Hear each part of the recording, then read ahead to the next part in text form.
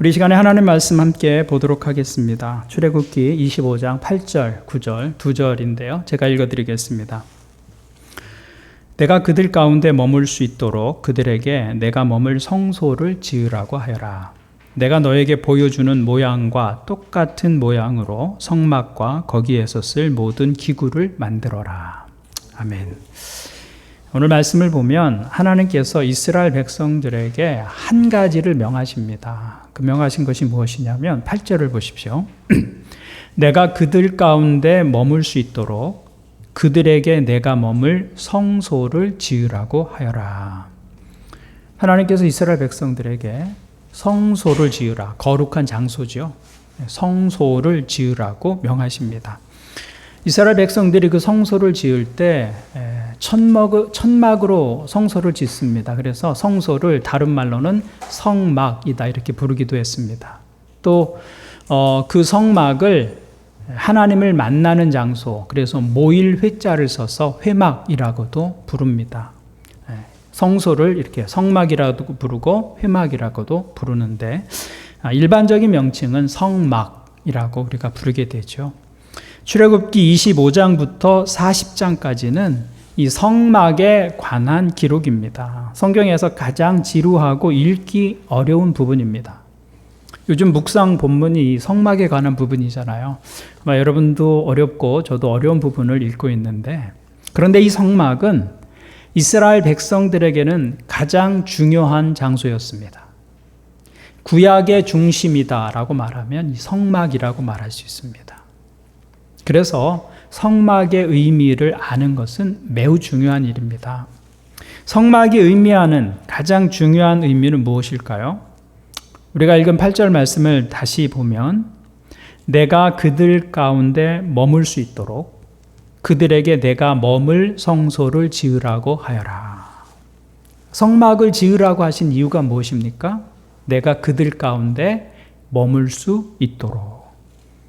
그러니까 하나님께서 성막을 지으라고 하신 이유는 하나님이 우리 가운데 함께하기 위해서다라고 말씀하고 있는 것이죠. 성막은 하나님이 우리 가운데 함께 거하시기 위한 공간이었다라는 것입니다. 그러면 이 성막이라는 공간이 우리에게 필요한 이유가 무엇인가라는 것입니다. 그것은 우리가 죄인이기 때문입니다. 하나님은 바로 이 성막을 통해서 죄인들을 만나 주시고자 이 성막을 계획하신 것입니다. 출애굽한 이스라엘 백성들이 시내산에 도착합니다. 그리고 하나님께서 그 시내산 위로 모세를 부르십니다. 모세가 시내산 위에 올라가서 하나님께로부터 무엇을 받아서 내려오느냐면 십계명 돌판을 받아서 내려옵니다. 그런데 모세가 시내산에서 가지고 내려온 것이 십계명 돌판뿐만은 아닙니다. 모세는 십계명과 함께 무엇을 가지고 내려오냐면 성막에 관한 설계도를 가지고 내려옵니다. 그러니까 하나님은 율법과 함께 무엇을 주신 거냐면 성막을 함께 주신 것입니다. 만약 모세가 율법만 가지고 내려왔더라면 우리에게는 희망이 없었을 것입니다. 율법은 우리가 도달해야 할 삶의 표준을 보여줍니다. 하나님의 기준이죠. 인간을 향한 하나님의 기대, 그것이 무엇인지를 보여줍니다. 그런데 문제는 인간의 연약함과 부패함 때문에 하나님이 주신 율법을 완전하게 지킬 수 있는 사람이 아무도 없다는 데 있습니다. 그래서 결과적으로 이스라엘 백성들은 율법을 받았지만 율법을 지킨 것이 아니라 율법을 어기고 깨뜨리게 됩니다. 우리도 마찬가지입니다. 우리도 율법을 모두 지킬 수 없습니다.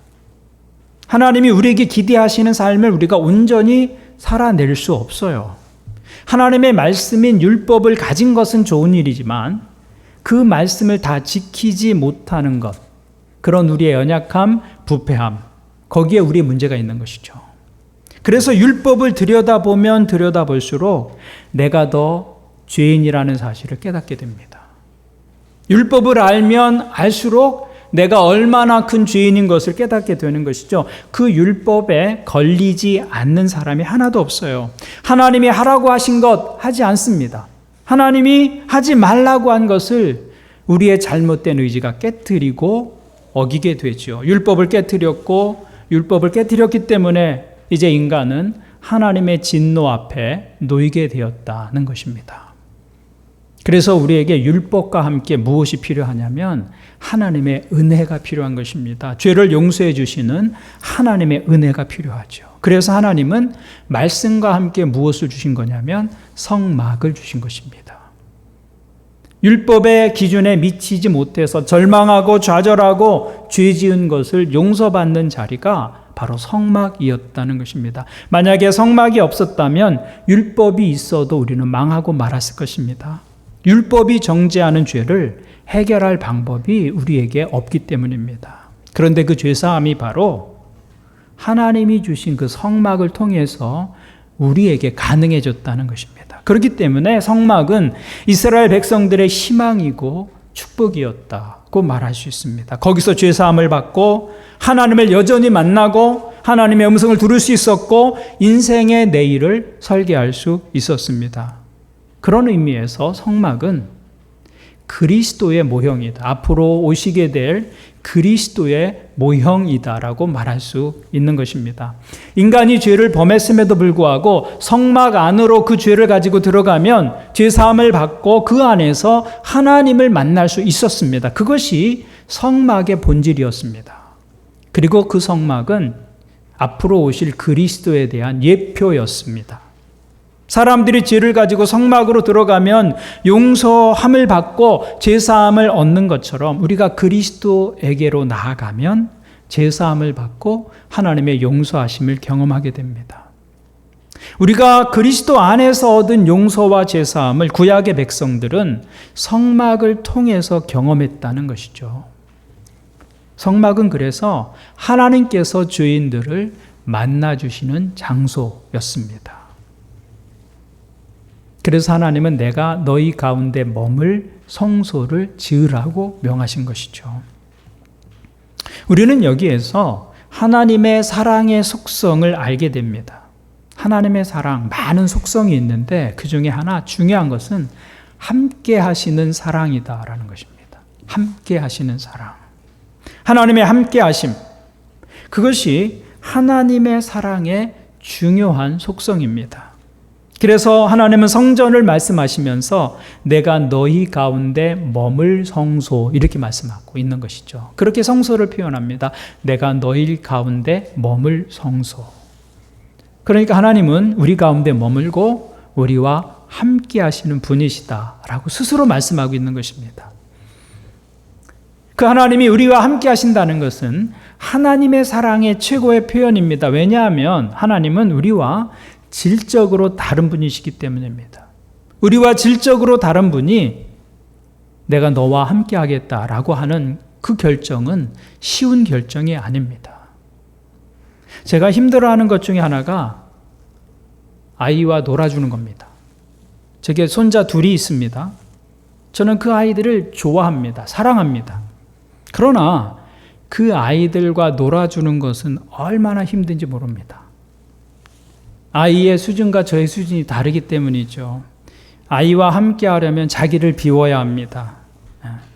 아이의 수준으로 내려가야 하죠. 박치기 잘하는 공룡이 되기도 하고 변신 로봇이 되기도 합니다. 그 5살 아이의 세계 속으로 내가 들어가야 돼요. 근데 그것이 정말 어렵습니다. 육체도 어렵고 마음도 어렵습니다. 나는 우리 아이들을 사랑하고 좋아하지만 함께 하는 것은 정말 어려운 과제입니다. 그러니까 사랑한다는 말보다 더 강력한 말은 함께 하겠다는 말입니다. 함께 하겠다.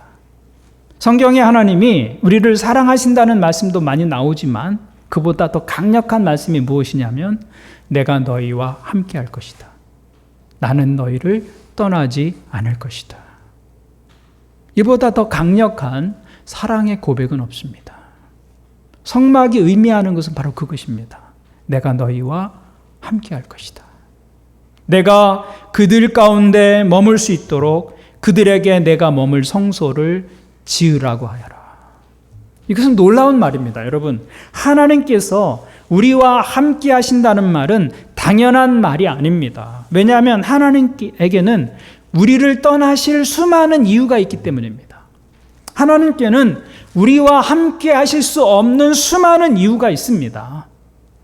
그런데도 하나님은 내가 너희 가운데 머물겠고 내가 너희와 함께 하겠다 말씀하시는 것이죠. 그래서 하나님의 이름이 무엇이냐면 임마누엘입니다. 임마누엘. 임마누엘이 무슨 뜻입니까? 마태복음 1장 23절을 보면 임마누엘이라는 뜻을 이렇게 설명하고 있습니다. 보아라, 동정녀가 잉태하여 아들을 낳을 것이니 그의 이름을 임마누엘이라고 할 것이다 하신 말씀을 이루려고 하신 것이다. 임마누엘은 번역하면 하나님이 우리와 함께 계시다는 뜻이다. 하나님의 이름이 임마누엘이에요. 그리고 육신을 입고 이 땅에 오신 그 예수 그리스도를 임마누엘, 우리와 함께 하시는 하나님, 이렇게 부른다는 것이죠. 하나님이 우리와 함께 계시다. 그런데 하나님은 인간이 없어도 잘 사실 수 있는 분입니다. 하나님께는 우리가 꼭 필요한 존재가 아닙니다. 하나님은 우리와 존재 자체가 다른 분이시기 때문에 우리와 함께 하실 이유가 없습니다. 그런데 하나님이 우리와 함께 하시겠다고 결정하시고 선택하신 것입니다. 그래서 계시록 3장 20절을 보면 이렇게 말씀합니다. 보아라, 내가 문 밖에 서서 문을 두드리고 있다. 누구든지 내 음성을 듣고 문을 열면 나는 그에게로 들어가서 그와 함께 먹고 그는 나와 함께 먹을 것이다. 하나님이 선택하신 단어가 무엇입니까? 함께라는 단어입니다. 함께. 나는 그에게로 들어가서 그와 함께 먹고 그는 나와 함께 먹을 것이다. 이 함께라는 단어가 하나님과 우리의 사이에서 매우 중요한 단어가 되는 것이죠. 하나님이 인간과 함께 하시기를 선택하신 것입니다. 그게 임마누엘입니다. 신학에서는 하나님을 전적 타자라고 부릅니다. 전적 타자. 이 전적 타자라는 말은 하나님은 우리와 전적으로 다른 분이다. 그런 표현입니다. 예를 들면 우리는 유한한 존재지만 하나님은 무한하신 분이시죠. 우리의 능력에는 한계가 있지만 하나님은 전능한 존재입니다. 우리는 시간 속에 존재하지만 하나님은 영원하신 분입니다. 우리는 죄인이지만 하나님은 거룩한 분입니다. 전적인 타자예요. 우리와 전적으로 질적으로 다른 분이다. 이렇게 하나님은 우리와 전적으로 다른 분인데 그래서 하나님과 우리는 본질적으로 함께 할 수 없는 존재라는 것입니다. 어떻게 영원히 시간과 함께 할 수 있고 무한히 유한과 함께 할 수 있어요. 그런데 그분이 우리와 함께 하시기로 결정하셨다 그 말입니다. 어떻게 하나님이 우리와 함께 할 수 있습니까? 영원하신 분이 어떻게 순간 속으로 들어오고 무한하신 분이 어떻게 유한한 존재와 함께 할 수 있고 거룩한 분이 어떻게 죄인들과 함께 할 수 있느냐. 그래서 하나님이 선택하신 것이 무엇이냐면 하나님이 자신의 영광의 옷을 벗고 인간의 옷을 입으신 것입니다. 그리고 우리와 같아지기를 선택하신 것이죠. 그것이 성육신의 사건입니다. 하나님이 인간의 모습으로 우리 가운데 오신 것.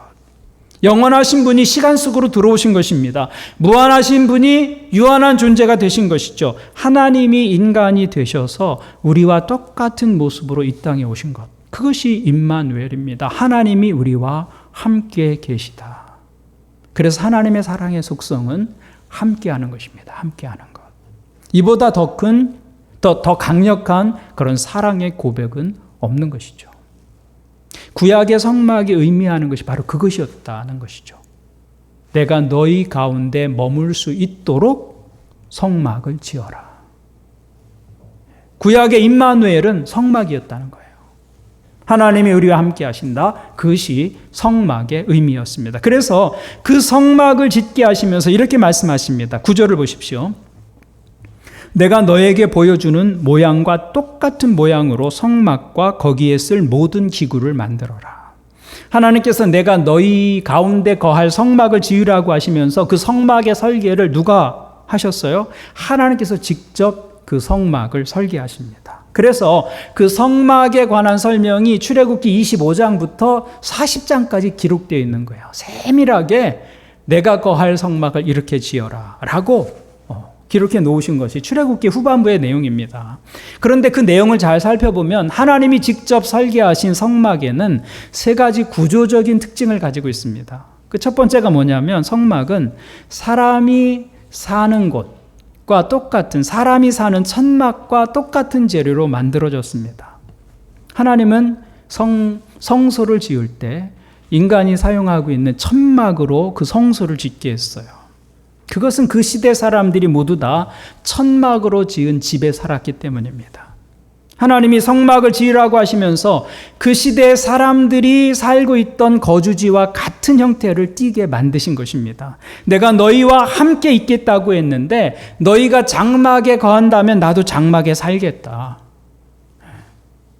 그래서 하나님의 성소를 천막으로 지으라고 말씀하신 것이죠. 그러니까 성막은 구약의 성육신인 것이죠. 나중에 이스라엘 백성들이 가나안 땅에 들어가게 되면 고정된 건물을 짓게 됩니다. 벽돌로 또 나무로 고정된 집을 짓게 되자 하나님의 성막도 성전으로 바뀌게 됩니다.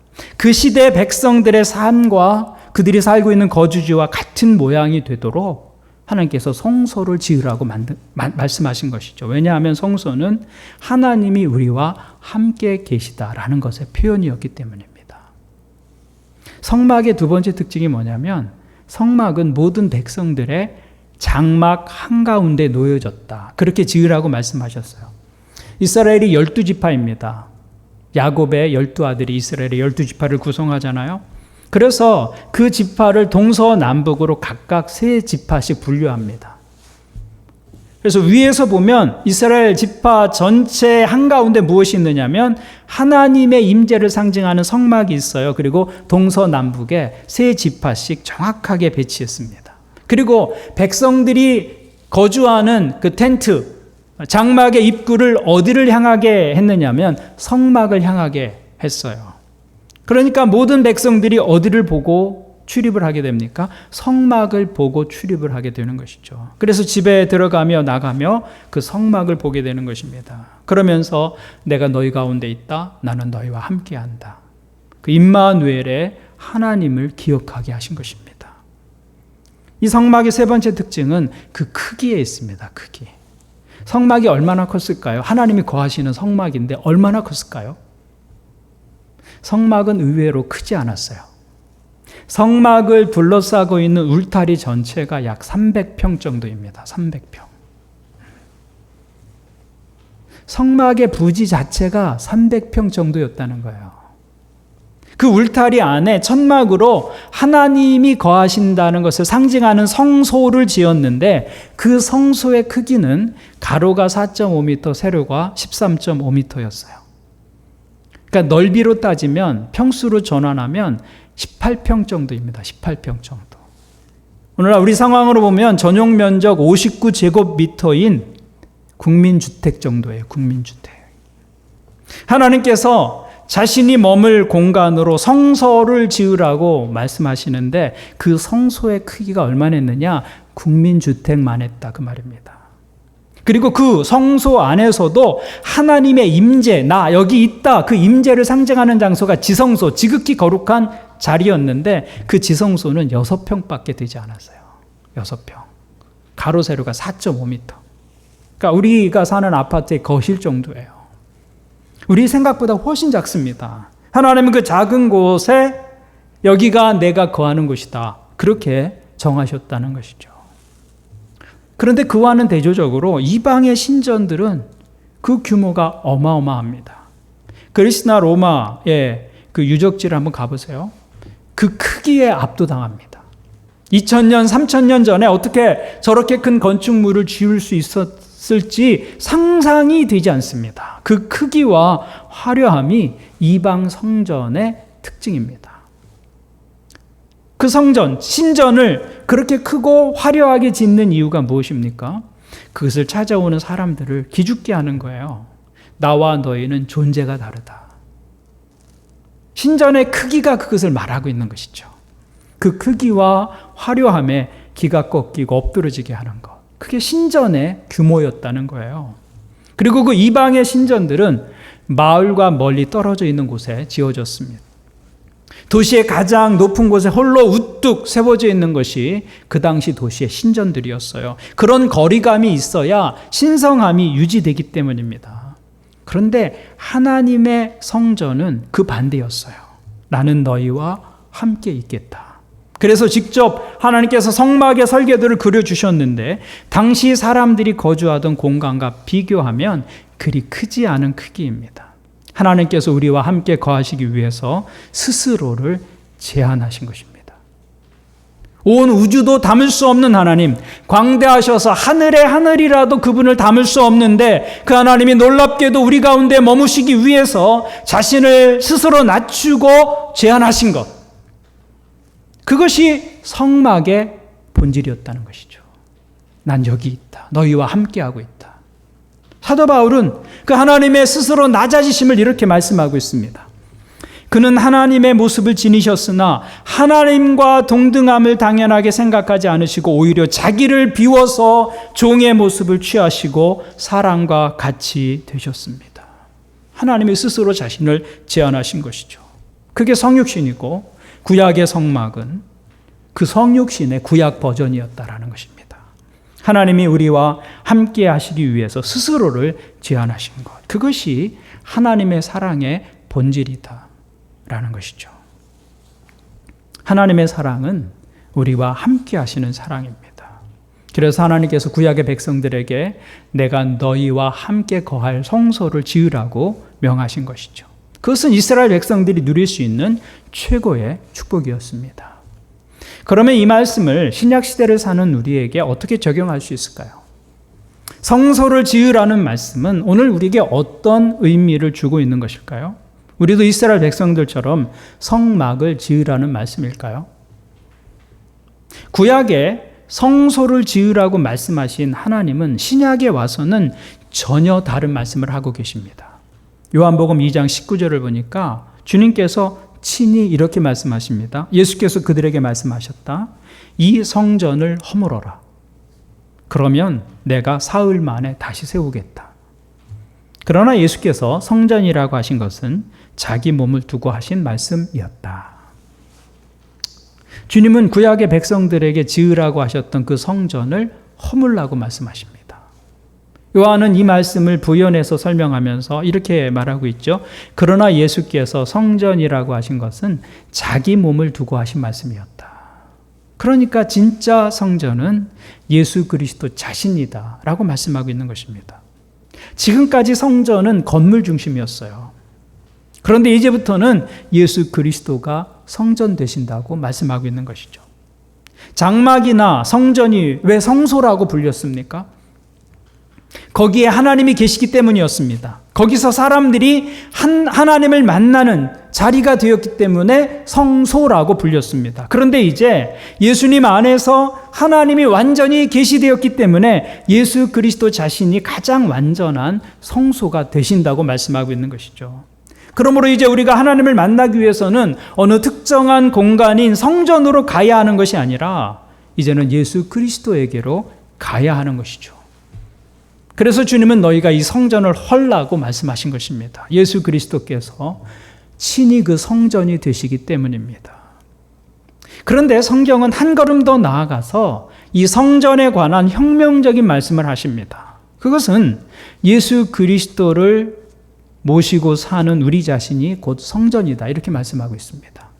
고린도전서 6장 19절을 보니까 이렇게 말씀합니다. 여러분의 몸은 여러분 안에 계신 성령의 성전이라는 것을 알지 못합니까? 여러분은 성령을 하나님으로부터 받아서 모시고 있습니다. 여러분은 여러분 자신의 것이 아닙니다. 여러분은 하나님께서 값을 치르고 사들인 사람입니다. 그러므로 여러분의 몸으로 하나님을 영화롭게 하십시오. 성경이 우리에게 말씀하고 있는 게 무엇입니까? 이제는 우리의 몸이 하나님의 성전이다라고 말합니다. 구약의 출애굽기에 말씀되어진 그 성소가 신약의 예수 그리스도에게로 그리고 오늘 우리에게서는 우리 몸이 성전이다라고 이렇게 말씀되어지고 있는 것이죠. 예수 그리스도를 영접하고 살아가는 모든 그리스도인의 몸이 성전이다. 하나님이 거하시는 성전이다. 여러분, 이것은 놀라운 이야기입니다. 구약에 하나님은 이스라엘 백성들 가운데 계셨습니다.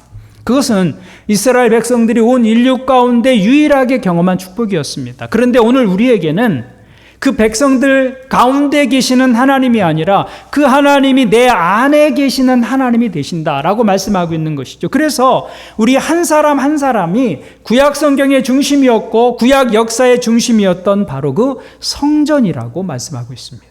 그 성전이 내 안에 들어와 있는 것이죠. 그러므로 그리스도인을 어떻게 정의할 수 있느냐? 마음의 성전을 짓는 사람들이다. 이렇게 말할 수 있는 것입니다. 마음의 성전을 짓는 사람들. 보이는 건물로서의 성전을 짓는 것이 아니라 내 마음과 영혼에 하나님이 거하시는 성전을 지어가는 사람들이다. 그렇게 말할 수 있는 것이죠. 그러면 우리 마음의 성전은 무엇으로 짓는 것인가?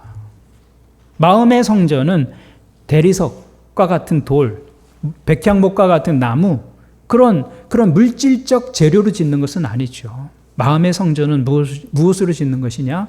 하나님의 말씀으로 짓는 것입니다. 마음의 성전은 하나님의 말씀을 내 마음에 새기고 그 말씀에 순종하면서 하는 삶을 통해서 세워지는 것이죠. 말씀을 벽돌 삼고 순종을 기둥 삼아서 지어가는 성전이 내 마음의 성전인 것입니다. 이스라엘 백성의 중심에는 성막이 있었고 성막의 중심에는 지성소가 있었습니다. 성막의 가장 깊은 곳은 지성소예요. 그 지성소에는 무엇이 놓여져 있느냐면 십계명 돌판이 들어있는 언약궤가 놓여져 있었습니다. 그 언약궤가 상징하고 있는 것은 하나님의 말씀이었어요.